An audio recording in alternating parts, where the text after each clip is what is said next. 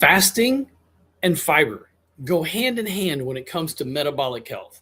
Now, you may not feel that way. You may be completely terrified of the fact that I even brought up fasting. Are you kidding me? I can't fast. Fiber? What are you talking about? Metamucil? What do you mean? Eat just more vegetables? Well, that's one of the reasons that today I thought it'd be a great opportunity for us to hear from an incredible doctor, Natasha Pierre, that's going to break down a little bit more about the benefits of fiber and fasting. When 93% of the world is metabolically unhealthy and 95% of us are not getting enough fiber in our diets, that has everything to do with our metabolic health. So, as we jump in here, as we get things started, I know folks are coming in for this live, and we'll have some folks here in just a minute that are going to pop in.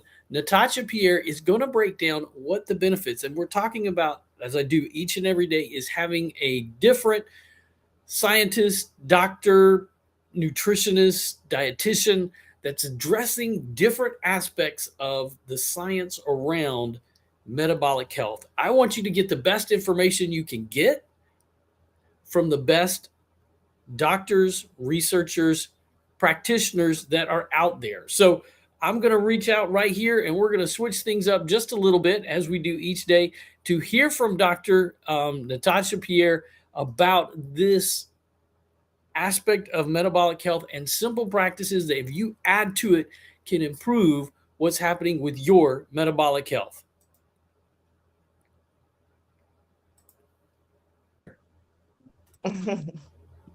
Thank you so much. I'm so grateful to be here. I'm already crying with you. This has been such an amazing first half so far. So I would like to share my screen. I hope you can see this. Are you able to see my screen? Yep, we can see it and hear you perfectly. So go right ahead. All right, fantastic. So thank you so much, Trent, for this fantastic introduction. I am reeling in my seat, very excited to talk to you. John, your story was extremely inspiring. Congratulations on all your success and everyone else on this platform as well. So when Trent asked me to do this presentation, one thing that has been very passionate and dear to me as a pediatrician, because I've experienced it myself, is gut health. And the reason I want to talk about gut health is because I've noticed the massive transformation for my own gut health, something that I thought I'd had to live with for the rest of my life. I just thought that I had a bad gut. And I've seen this as well in children, and I've noticed their deteriorating gut health, unfortunately, because of the rising in processed foods. And it's not just processed food, it's ultra processed foods now.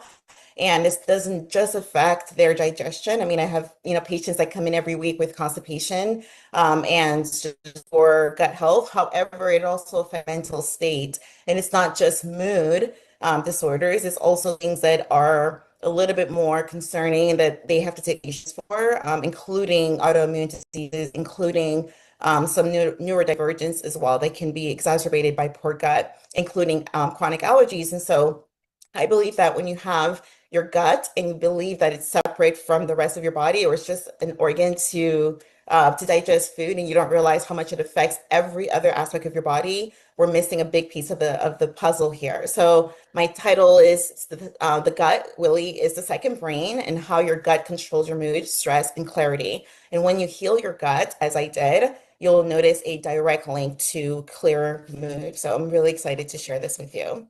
Trying to go to the next slide. So why, I alluded to this a little bit, but the gut health, why it matters is, again, because it's more than the just digestion. If any of you currently are dealing with any gut health issues, you may or may not know that it's directly related to your mood, your cravings, your immune system, your cognition. And the reason for that is there's actually a direct highway between your gut and your brain. And we'll talk about what nerve connects this highway, but the gut-brain axis is this two-way communication street. It's not just your gut affects your brain also affects your gut. And the reason for that is, as a background in history, our gut contains 4.5 trillion microbes in the entire gut system, and therefore your colon actually is its own ecosystem. Your bacteria that lives in your gut was there before you, and it will be there after you. It's many, many, many hundreds and hundreds and thousands of years old, and it works synergistically with your body. And it's meant to help you. It's its own ecosystem, but it's meant to help you and aid you in many, many processes that you're not even aware of, in your cravings, in your mood, in immune system function. And therefore, it really is, your gut always tells your brain what's going on, and your brain is always scanning what's happening in your gut. And so it really does matter. And so, what is the cost of our gut health currently that is deteriorating? It's not a benign issue at all. Right now, 1 in 5 adults, and I believe that that number is very underreported, but 1 in 5 US adults are experiencing anxiety and depression. In fact, the most common medication right now in the US is an anxiety medication. And really, gut dysbiosis is identified as a major contributing factor. We touched a little bit on what gut dysbiosis is. And it really is when you have an overgrowth of bad bacteria. We talked about 4.5 trillion bacteria that's living in your body. Friendly bacteria, they're there to help you. However, when you have friends, you can have foes. When you don't nourish your gut bacteria, they can grow dormant, and the bad bacteria can overgrow. So dysbiosis is when you have an imbalance of the enemy in your gut, and it causes and wreaks havoc. And part of that is because a lot of your feel-good neurotransmitters are actually made in your gut as well as your brain. So 70% of your feel-good hormone, serotonin, is actually made in your gut. Can you believe that? That's huge. 70% of the hormone that helps you feel good is made in the organ that many people have poor health in. And so that really goes to show you and highlights why so many of us are dealing with anxiety and mood disorders right now. Of course, there's a huge economic impact of this, over $1 trillion globally in lost productivity. Again, I believe all these numbers are underreported, because Right. mood disorders are definitely something that also permeate into physical health as well. So when you consider that, that makes a huge difference in our lost productivity. And of course, because the gut is related to the brain, there's a huge cognitive decline as well. It's not a sign of aging when you're in your 30s and you forget the name of someone you knew for 30 years, or you forgot where you put your keys, or you forgot some really, information that you shouldn't be forgetting in your 30s and 40s and 50s. Early onset of Alzheimer's is also prevalent. So these are not signs of aging, it's signs of insulin resistance and poor gut health. And of course, Trent talked on this and a little bit earlier, but our processed foods consumption and overconsumption definitely contribute to this. And part of this is because over 30 years ago, the food industry wanted to increase the shelf life of our food, and they had to do that by removing the fiber and all of the nutritious properties of the food. And without fiber, our gut cannot thrive. And of course, as I mentioned, it does impact our workplace. So we're likely to miss more work days as a result. So there are these communication pathways. We talked about the gut-brain highway. There is a highway between your gut and your brain, and that highway is through the vagus nerve. And this is the longest nerve in your body. It connects your brain to multiple processes in your GI tract, in your heart as well. But it is this information superhighway between the gut and the brain. So it literally transmits. Right now, your gut is giving signals to your brain as to what's going on, and your brain is giving signals to your gut, and it influences your mood, your stress, your cravings, whether you want to hug someone. There are literally bacteria that decides whether or not you desire to hug someone. And if you That's drive anywhere wow. in Texas, you realize a lot of us are missing that bacteria. There's a lot of neurotransmitters, as we talked about, that are made in the gut as A well as the lot missing in brain, but Alaska. 90% of the serotonin is made in the gut. And so that means that if it's disrupted, mood disorders follow. GABA, which is the calming hormone, is also produced in the gut. So when that's disrupted, you have an increase in anxiety, fear, and disruption in your calm states. And of course, we talked about inflammation. 70% of your immune system is produced in your gut.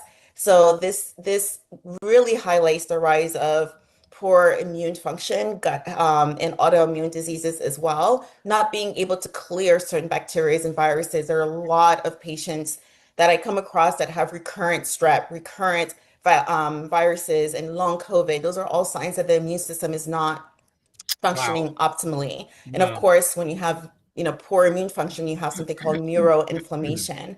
And it's also linked to the same things: depression, anxiety, brain fog, and impaired dysfunction. And we talked about the immune system.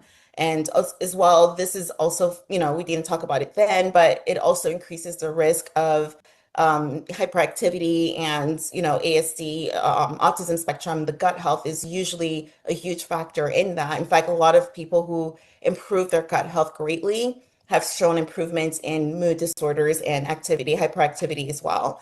And so we'll go from there. So we talked a little bit already about the dynamic two-way street between the gut and the brain, and the brain and the gut. So the brain and the gut part is when you are stressed, when you are feeling, when you're not optimally at ease, you're also increasing the risk of IBS and digestive issues. And so you feel it in your gut when you're also stressed in your brain. So that is that two-way highway we talked about.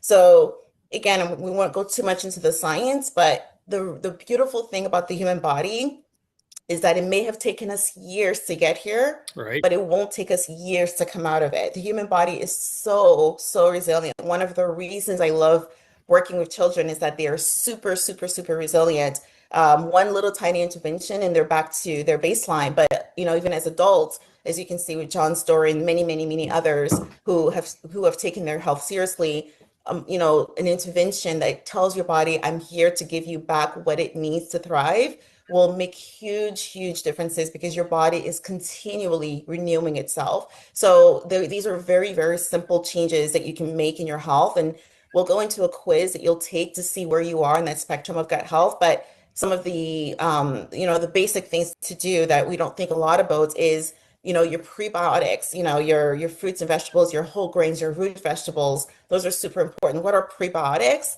That's the food that your bacteria needs to thrive on. And that's fiber. That's a variety of fruits and vegetables. Your bacteria, your good bacteria thrives on fiber. Your bad bacteria, guess what it thrives on? Sugar, processed foods. So we're starving our gut bacteria and we're feeding our good bacteria. Our bad bacteria, excuse me. And so that's the reason why we are where we are. So if we just add back the fiber that our good bacteria needs to thrive, remember there's 4.5 trillion bacteria. So you need fiber. It's recommended about 50 to 60 grams of fiber a day, but we barely get about 10 to 20. And so the protocol that we're going to go into is really good bridge to that. And then the probiotics are replacing some of the bacteria that you are lacking in your gut. So these are found in fermented foods, such as yogurt, kefir, kimchi, sauerkraut. So these add back the healthy bacteria into your diet. And of course, reducing what your fungus and your bad bacteria loves to eat, which is processed food and excess sugar. And of course, the other part of it is if you're stressed, it will affect your gut. So I can't underline this enough, but it is really important that it is not an aside. Taking time for stress management, mindfulness, meditation, deep breathing, whatever it is you have to do it to lower your stress. Stress is a huge factor in your gut health. And of course, these are things that we think we know, but we don't do them. And if we don't do them, find a reason why and find little tiny things that you can do daily to improve your sleep. This is still my challenge, of course, but I've gotten better. But sleep 7 to 9 hours a night, and lowering the blue light at night and increasing the sunlight in the morning helps a lot in regulating your gut health and improving your microbiome diversity as well. And then physical activity, I can't stress enough, it actually does boost your gut health and it reduces inflammation as well. So this is some of the things you can do. So I will challenge you this week to try one new produce that you have not, whether it's a fruit, a vegetable, spice, or a fermented. Some of you may or may not have ever really eaten fermented foods. I would encourage you to make your own yogurt, try kimchi. These are some of the fruits that I had this week. And I force myself to practice what I preach. I usually just take the same fruits and vegetables all the time. And yes, they're healthy, but Right. remember, 4.5 trillion bacteria, they don't all eat the same things. So the more you eat the same healthy foods, you're allowing the other bacteria that could help you thrive in other ways to lay down. So try something that, when you think of the Garden of Eden, it probably had thousands Right. of amazing produce, fruits and vegetables and whole grains. So I would encourage you every week to try at least one new fruit and one new vegetable. So I tried these fruits and vegetables. One was rambutan, one was something else. One was like a toad skin melon, which I've never, that one was good. And today I brought some persimmon, which I used to eat a lot in Korea, and dragon fruit, of course, and this other pepino melon. So, go to your local farmer's market. I got these from Whole Foods. Try something new that looks really odd and just go with it, because just know that you are fertilizing your bacteria, and maybe another bacteria will spring up. And Like like, that. I've been waiting for this whole time. So I challenge you to do that. And they do, I mean, they're amazing. These are all things that look beautiful in your counter, and it will force you to try new things and add variety to your diet. But we'll discuss another protocol you can use, which I'm going to go into now a little bit. I know Trent's going to discuss it a little bit more. But as I mentioned to you, we require a good 50 to 60 grams of fiber a day. Our ancestors got 100. So 50 to 60 is even half. We get about 10 if we're lucky. So this is a beautiful bridge, the protocol that we're discussing. This is the balance, and it adds a good amount of the fiber. It's about 4 to 5 grams, but when you ingest it, it becomes about 28 grams of fiber. So it's really amazing. It serves as a powerful prebiotic. It regulates your glucose and insulin levels. It will support your mood and increase your microbiome balance as well. It reduces inflammation, but Trent will go into it a lot more. But this is what actually healed my gut within a few months. I thought I was gluten sensitive. It's because I had poor gut health until I did the protocol. And of course, part of of gut health is fasting. Um, we're not supposed to be eating every 2 to 3 hours. We're not supposed to be snacking every 1 to 2 hours. When you fast, you're allowing your gut to get a rest, a very, very much needed rest, so that it can focus on healing. Your body can focus on healing. It reduces inflammation. It improves the diversity of your microbiome as well. And it also strengthens your gut lining. So fasting for a lot of people seems impossible because we're insulin resistant. And therefore, when you're insulin resistant, your body is not able to tap into fat burning when you're insulin resistant. However, the second part of this protocol is this amazing, amazing tea that allows your blood sugar to be regulated, and it allows you to be insulin sensitive. So the two together, the balance and the Unimate, allows your body to have a cleaner gut, calmer mind, and a sharper focus. So really quickly, this is for your own edification. I want you to self test We're yourself. not gonna How be able to look at balanced that one is right your there. gut brain health? Um, So this is just points, and in the end, we'll tally the points and see where you are. So if you can read this, I know it's a little. yeah, we're gonna go ahead and thank you, Natasha. I appreciate that. We're gonna drop off of that one right there. There's no way to read that on this screen.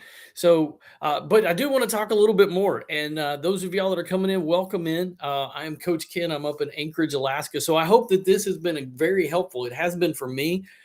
This is really some of my continuing ed time, is kind of sharing that as I continue to learn as a nutrition coach from what's here. And so a big part of what Natasha was talking about is this gut brain connection, that the body is so interconnected. It is bidirectional in nature.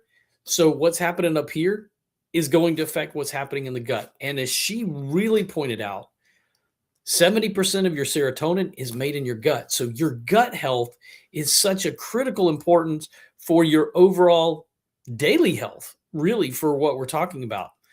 And when we talk about, or you hear about metabolic syndrome, and we think about obesity, and we think about those issues, we're thinking about this huge connection that metabolism, metabolic syndrome, we have a root there, right? Metabolism, that meta. And we're talking about how our body is handling what we eat and drink.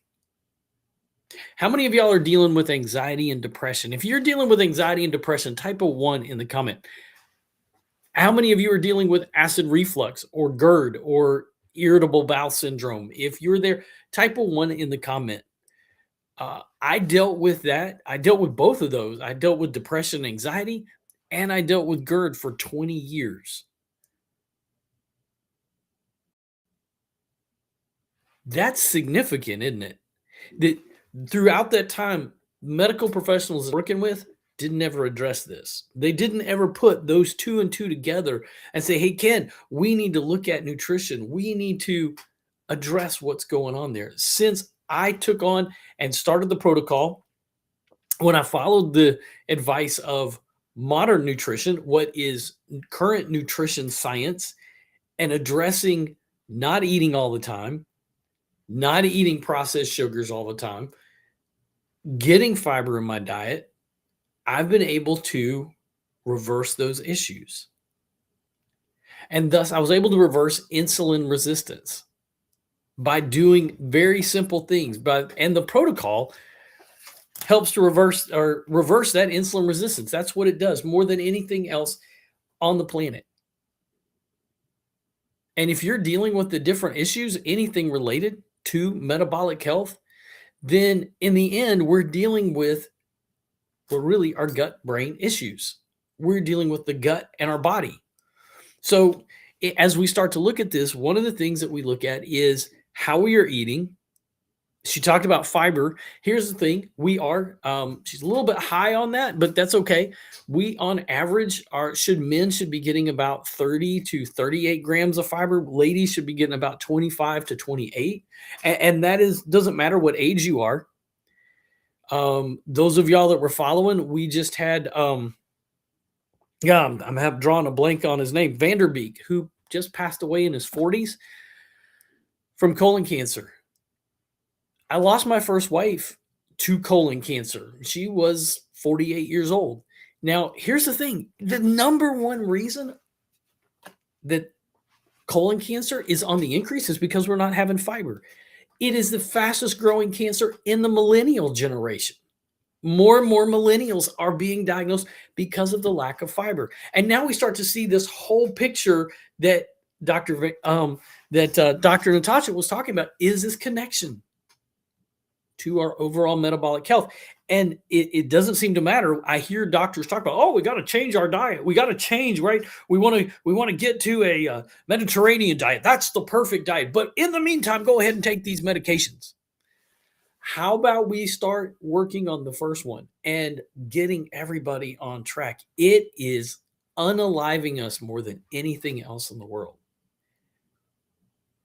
I want you to imagine for a second what it would be like to, and here's the thing, when it comes to insulin resistance, it starts to whisper before it starts to scream. So anybody here dealing with skin tags, if you're dealing with skin tags, type me in the comment.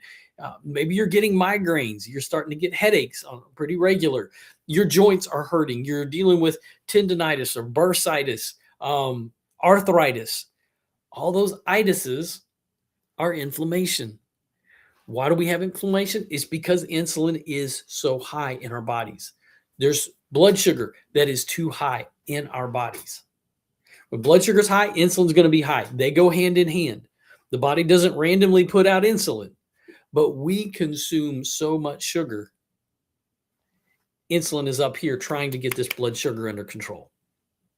So, two simple things that we can do. And the habits that we do, the lifestyle is what can change everything. So here's the way I like to look at this. So how many of y'all, your grandparents gave you a piece of wisdom? Eat your veggies first.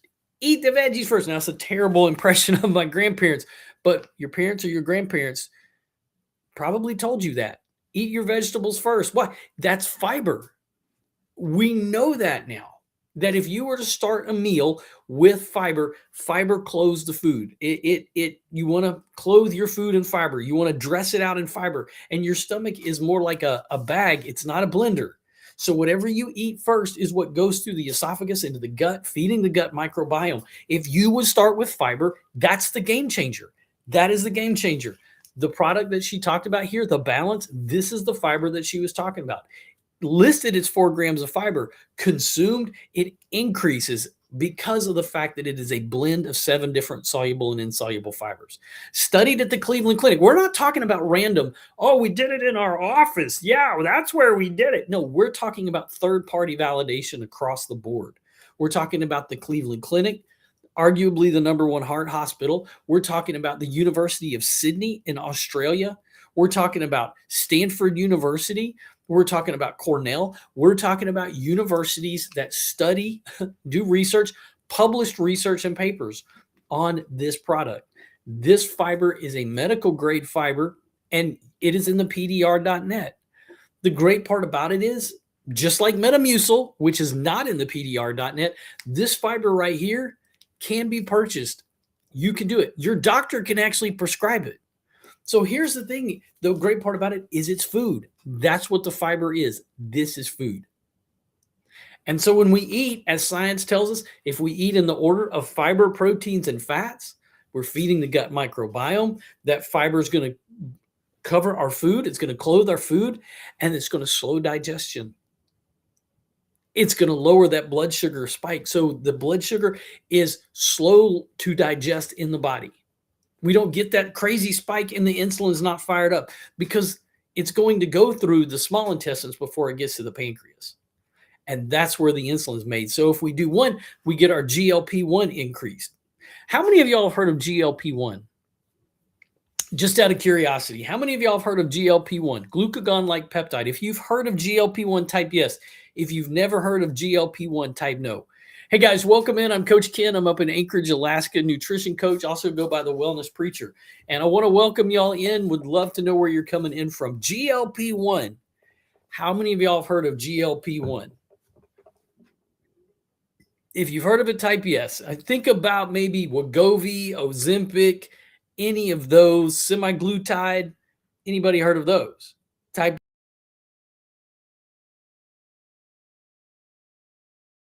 GLP-1 is a hormone that is made in the small intestines, and it is an incretin catabolic hormone that tells the brain you're full. Your body makes it. So when we eat till we're full, we eat till we're satiated, we feel full longer.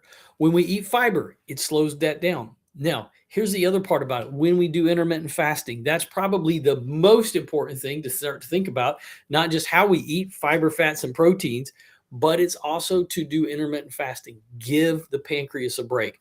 Now, the way the product works, it goes right along. Dr. Natasha Pierre was talking about the fiber, or talking about the balance, talking about the tea, the Unimate.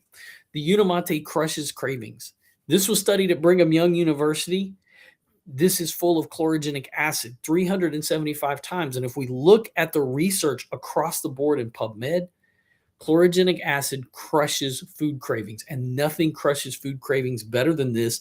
It stimulates your body to make GLP-1. It stimulates your body to make GLP-1.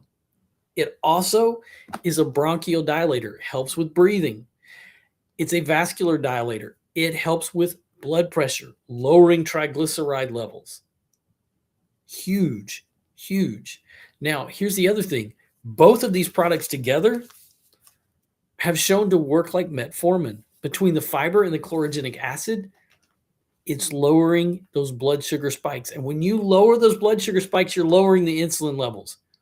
And nothing naturally lowers blood sugar spikes than intermittent fasting. Nothing does better naturally in bringing down insulin levels than intermittent fasting. Giving the body a break. So this has been, for me, it's been the best product on the planet. It has been the best decision that I've made for my health and my life. And I come right and say, my wife was the one that did this. And my wife, Dr. G, who does this channel with me, that we do Healthy Together and Feeling Great, this has been what has changed our lives. So you can see the transformation that we went through. We were diagnosed with diabetes and prediabetes back in 2023. I was 2023. She was diagnosed in 2024. We started the protocol. She started after talking to a nurse who was a diabetes educator that told us about the Feel Great system, right? That's what we did. We started doing this. She started in January. Neuropathy and fibromyalgia. She started to lose weight. She started to get energy back. Migraines, blood pressure started to come back down. May of 2024, I started to do the product as well.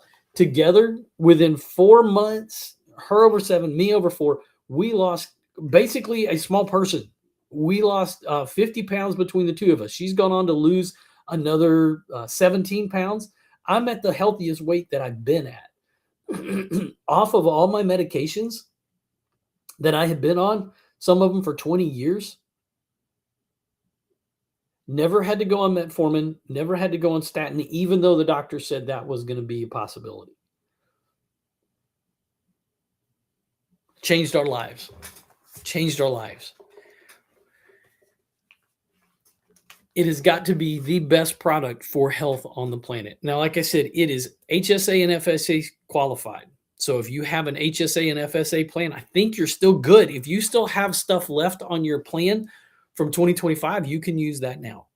So in addition to that, you can use this year's, right? When you get on subscription, it just comes to about $5.30 a day. So you're not going to be eating all the time. That's going to be the biggest thing is you're not going to be eating all those meals all day long, right? That's one of the biggest things that we find ourselves doing is we average between 6 to 11 meals and we're eating all of the things in the bags and boxes and bottles with barcodes. Now, we've been doing a sugar detox for the last couple of weeks. We have over on our Facebook group, which I'd love to have you join in. When you order the product, you get the link for that. You get us as coaches, as a matter of fact. You don't pay for that. That's part of working with this. That's part of what we do. You get Dr. G and I as coaches to work with diet, nutrition, to use the protocol more effectively. And it just fits within a lifestyle of living day in and day out. My migraines were gone. Within the first week, I stopped having migraines. What the doctors didn't ever address with me after being on Botox and all the pain medications that they put me on, that those migraines, a large part for me, had to do with I didn't get soluble fiber in my diet, not enough. This was the game changer. When I started here, before I ever changed anything about my diet, I just started drinking the tea and the fiber. When I go back and I look at what led me to become a nutrition coach was that everybody said, when I looked at it, this was food. So if this is food, what's the benefits of lifestyle changes, right? I mean, that's what the doctors told me. Eat less, move more. This right here was the game change. This right here set me down the road. And so that helped me to move in this direction. So now I get to help people. I became a nutrition coach because I don't want to just come out here and talk about something. I'm a preacher, all right? When I say I'm the wellness preacher, that's true. I'm an ordained clergy as well. I am sick of seeing people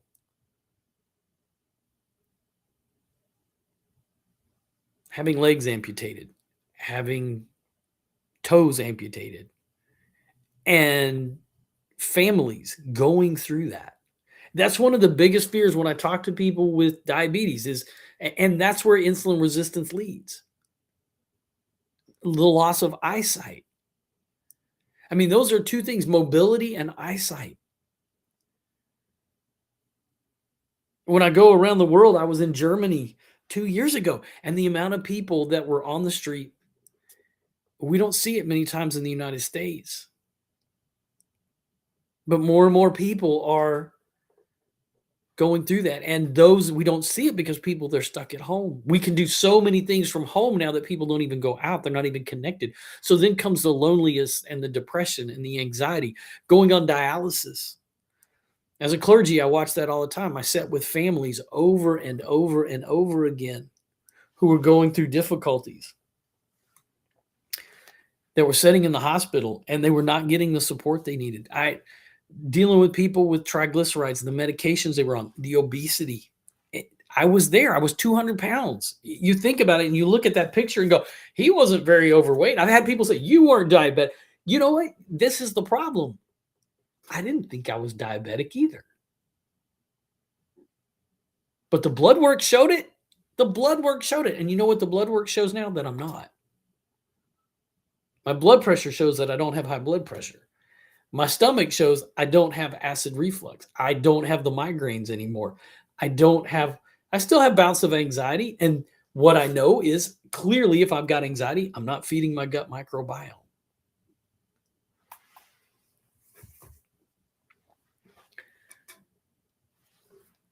What questions do you have?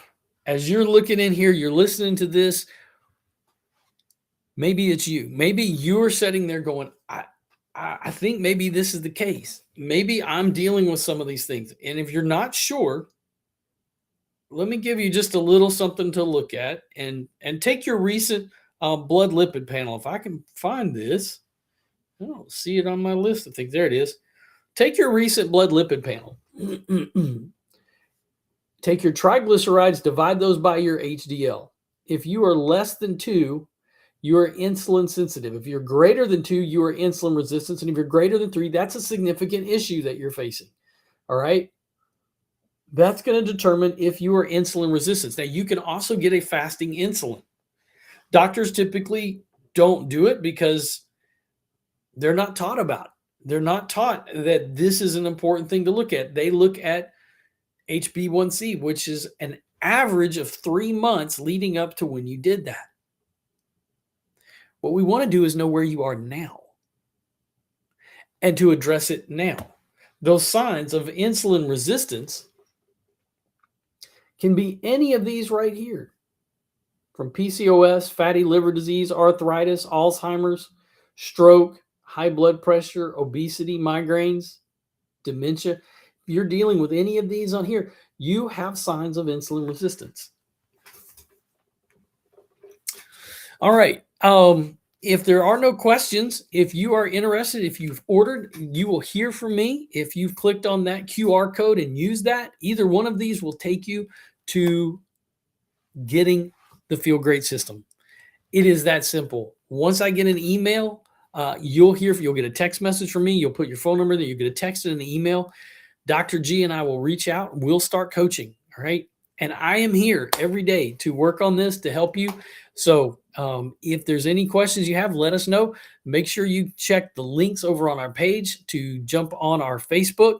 We'd love to have you on our Facebook group. That doesn't cost anything, and it's a great way to stay connected. We've got a bunch of recipes that will help, a bunch of guidance and wisdom that will help along the way. Thanks so much for being here. Go get the day, make it golden. Go be excellent to one another, and go be excellent to yourself.